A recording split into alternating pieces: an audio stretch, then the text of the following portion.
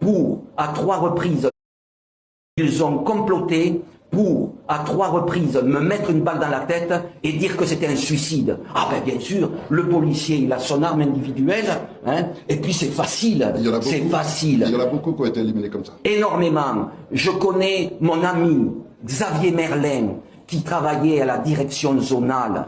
Eh bien, ça a été mon premier confident. Ça a été le seul à la CRS 1 à m'encourager. Il m'a dit, Marc, n'abandonne pas, ce sont des fumiers. Eh bien, il l'a payé très cher. Il a été tué le lendemain de l'attentat du Bataclan. Et c'était quelqu'un qui connaissait énormément de choses.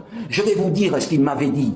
Eh bien, sur l'affaire Mera, il faut savoir que Mera, les Américains l'avaient intercepté dans les pays où ils s'entraînent pour le djihad.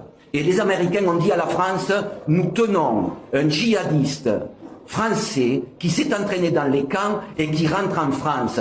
Que faisons-nous? La France a dit, laissez-le.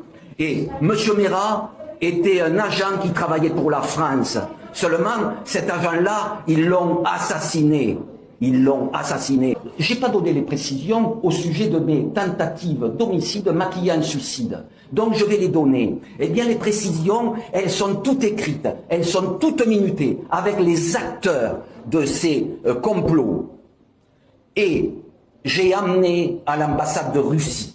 J'ai été très très bien reçu. Ils m'ont écouté, à 3 reprises je suis allé à l'ambassade de Russie, que maintenant, s'il m'arrive quelque chose, eh bien, il suffit de demander à l'ambassade de Russie d'avoir ces écrits où tous les noms des fonctionnaires impliqués sont notés. Il faut se réveiller. Et si vous ne vous réveillez pas, il sera trop. Ils ont comploté.